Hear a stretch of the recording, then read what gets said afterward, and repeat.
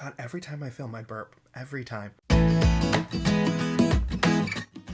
Hi everyone, welcome to Stitch and Chris. My name is Chris. I'm a knit and crochet enthusiast based in Texas who enjoys wool, wine, and whiskey.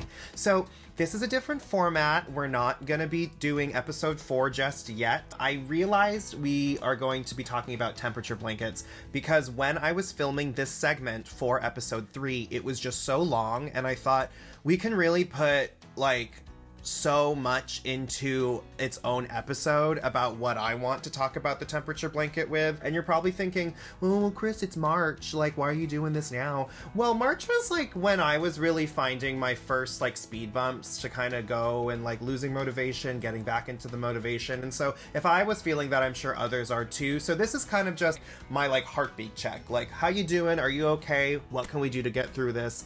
And kind of talk it all out. And what I really want to do is give you 4 main tips that I think are important that I learned throughout my experience making a temperature blanket, and hopefully they help you too. So with that being said, grab a drink, let's talk stitches. Yeah, starting off with the temperature blanket, why did I want to do it and why did I get into it? So really, I had known about temperature blankets from years prior, thanks to Tony from TL Yarn Crafts. She's a designer that I follow quite often, and I just love her. But I've seen the ones she does, and so I don't know what it was, but there was just a really big hype at the end of 2022 for 2023. So much so that Lion Brand even put out their own temperature gauge. And I saw that and I said, well, if they can do it, I think I can actually do this project and get into it. You can see my finished blanket is right here, and I'll explain everything that went into that. When I was choosing colors and everything, I was really worried about what would the colors be, which is why I think that mixing up the colors was my big idea. And then I also found certain inspirations, and so that kind of gets into everything. Throughout the year, I really was trying to incorporate doing it every Sunday and getting into it. So how I started my temperature blanket was that I found a crochet pattern. Mine is crocheted, not knit. And I essentially did grit stitch. And again, I talk about it in the podcast and I'll link that somewhere here. Okay, so let's get into our first tip for temperature blankets. And that for me would be inspired by your color palette. What I found is that a lot of temperature blankets, including the Lion Brand one, were just rainbows. That's cool if, I don't know, that's unoriginal in my opinion. It's let's do the hot colors to be yellows and reds, and the cool colors be greens and blues, and it's really giving florals for spring groundbreaking. It's just okay, something else please. And so what I aimed to do when I was choosing my colors was that I was at a time watching the movie Frozen 2. I've talked about this in my first podcast. I was watching Frozen 2. I was really inspired by the color palette, and I also like a particular yarn. It's no secret, I use Hue and Me in everything.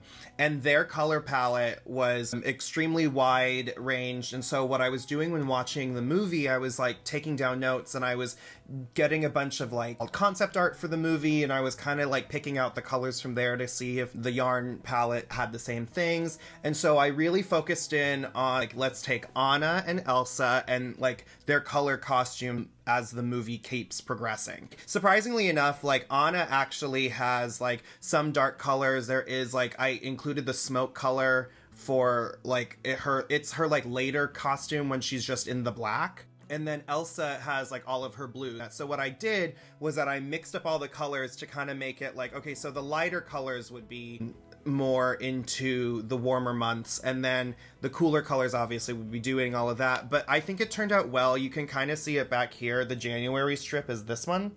The other important thing when you're choosing your colors is to choose a good pattern. TL Yarn Crafts has a bunch of temperature blanket patterns right now because she does one every single year. I took inspiration from her first temperature blanket, where instead of it being incredibly daunting of doing here's just this queen size throw, and we're gonna just do a row a day, that is so daunting. And so I was well, let me make 4 panels and do one row for every single day. And so it's a little bit more manageable. And I created the pattern. Well, I mean, I didn't create the pattern. I just chose a grit stitch, and it was just a combination of single and double crochets to just make a grit stitch.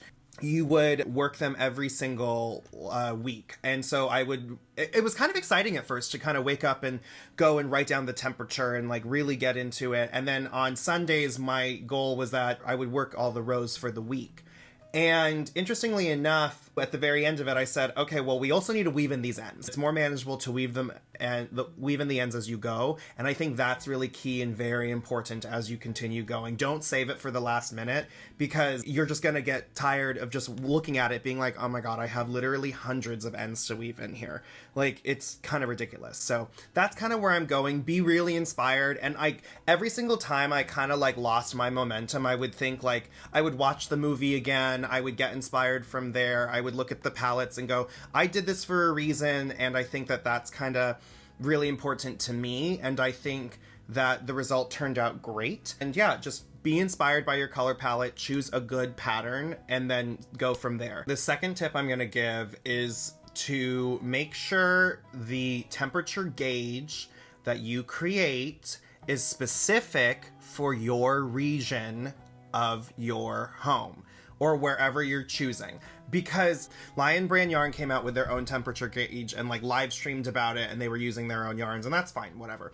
And so I saw that gauge and I said like, oh, this is a good starting point to really like jump off from here. The problem with their gauge is that you have to remember, Lion Brand, I believe, is based in New York.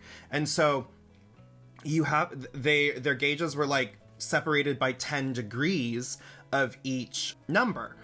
The problem with that is that I don't live in New York. I live in Texas. And you can see right here, there was a whole different thing. I had to really pivot really quickly. And I mean, I kept the gauge because I was like working with it, but I realized like I'm not going to get below 10 degrees. And so I had a color for it. It never saw the light of day in my blanket. And so what I would do next time around, or if I would do if I were you, I would definitely make a gauge that goes to the degrees of the location that you're actually in instead of just using something else, because sometimes you're just not going to get enough of like some of the colors. You want to see those colors. You chose them for a reason, and I was really sad by the end when I realized I wasn't going to be able to see a lot of the colors. I think this also goes into another situation with the gauge too, is that you also need to choose whether or not you're going to be doing the highs, the lows, or the averages. And at first I was doing the averages, but again, it wasn't really allowing me to get a wider range of colors. So then what I started doing was that I chose the lows from January until the spring equinox. Then I started doing the highs, and then until the fall equinox, and then I started doing the lows again. So my blanket is like a hodgepodge of like all types of temperatures because I wanted to use the colors I chose. If I wasn't going to do that, I was not going to get certain like purples and like the pinks and the yellows. My tip about choosing the gauge for your location, as you can see right here, there is a fat ass strip of yellow, and that is because in Texas we had over 100-degree weather for 3 months. I thought, fully going into making those temperatures, writing them down, like, oh, this is going to be so easy for my blanket. Like, I looked forward to not having to change color. But when I was actually making the blanket, I was super bored. Oh, okay, well, this is just clearly its own thing. And I'm fine with it. Like, it's great and it's a good learning experience, but I wouldn't do that again. I would definitely make gauges for like at least 5 degrees apart in the higher months, instead of just like, oh, over 99, this is what it's going to be. And as you can see, it was just really hot. You need to really double down and really think about your temperatures going forward. That was something I just had to pick up on my own. So that's number 2. That leads us into tip number 3. I think it's also important to know when to pivot for this project. Like, yes, you've done a lot of planning, and like I did a lot of math in the beginning because each of my panels had to have a certain number of stitches and it had to be the certain length because there's not that many days whenever you're making it. And then I added like a divider for each month. And so you have to take that into account. And I mean, it wasn't that big of a deal to do the math in the end. Like, it was actually quite simple. But I will say, be prepared to pivot. When I just mentioned the whole, like, oh, spring equinox thing that I did, that's because I was fully prepared to do the average. And I think that you just have to also understand, I mean, this is an experiment. Crochet is in this situation, if you're making your own pattern, you're doing a hypothesis here, especially a temperature blanket, which is its own hypothesis and its own experiment to see the outcome. And the outcome is beautiful. I will admit it is incredibly beautiful, but you also need to know, and I think it will test your chops a little bit to say, like, okay, when can I actually do these things? When can I not? And I believe that, like, once you overcome that, that's gonna be gold to you. And my last tip here is that this project is going to be daunting. Like, think of the concept. You're making a blanket devised of each of the days to a color for a whole year. The project grows as you grow and everything, and it really is just like a game of mental gymnastics over here. And so it's okay to feel overwhelmed at times. I will say, like, at the very beginning for me, I had a ton of motivation for it. I was like doing it daily. I was doing it weekly, making my stitches. I got to like March, and then I finally made it to May. And then, like, once June hit, I took a 5-month hiatus from the blanket to focus on other things. Like, I did not like to crochet at all at that point, just because it got so hot here. And I think that's the other thing. Like, I know Tony talks about this, where she's like, I'm hyper aware of the temperature where I'm at because of this blanket project. And I think that's fun to know, to be all like, oh, I think it's like going to be this. But again, you can see like where you're actually going with the highs and the lows here of your local area. But it's not unheard of, and it's not frowned upon or shamed on if you are going to stop this project. And as much as it is to like lose the momentum, you will gain it back. I believe I started to pick mine back up in October, and I think I just said, listen, I started this, I need to finish this, I have nothing else to do, let's do this. After I looked up all of the temperatures that I hadn't written down, and you can Google the websites for it, I don't know what they are. After I did all of that, I just like turned on TV and then just went for it. And again, because I purposely did mine in manageable strips, I think it was a lot easier had I done like an entire king or queen size blanket, like one giant row at a time, and I wasn't using that much yarn. It's a good like lapgan size, and I put it on my bed. I was quite surprised that I actually got it done, and especially when I got to like the last week of the year, and I was like, oh my god, am I actually gonna do this? I can't believe like I didn't touch this project for 5 months. And I'm gonna get back to it. And I think that that's just so important to know. Crochet and crafting in general, and even knitting, it comes in waves. And I say that because it's like I like to alternate between like, oh, I'll crochet something, and then like, let me give my hands a break from that movement, let me go knit something, and back and forth. It's not shocking that you're gonna be inspired again, especially when it becomes colder, when we're all inspired to just be bundled up in warmth, because we need it. We need it. But yeah, I just think it's a big test, and I think that as trying as it's going to be at sometimes, I do believe you will finish it. And once you finish it, then you can say, I've accomplished it, I've done this. And will you do it again? Who knows? I won't. I personally will not. But I think that it is just a good thing to reflect on, and I do believe you can say that, yes, I did this.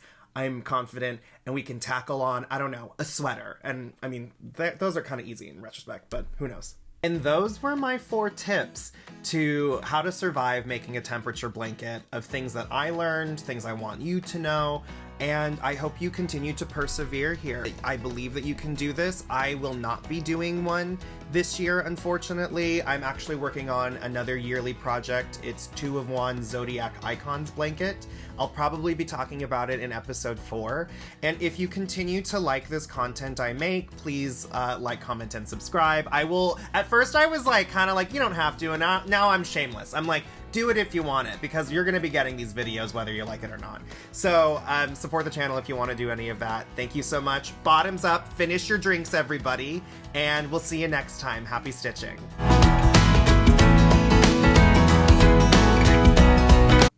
Jesus, all the burping.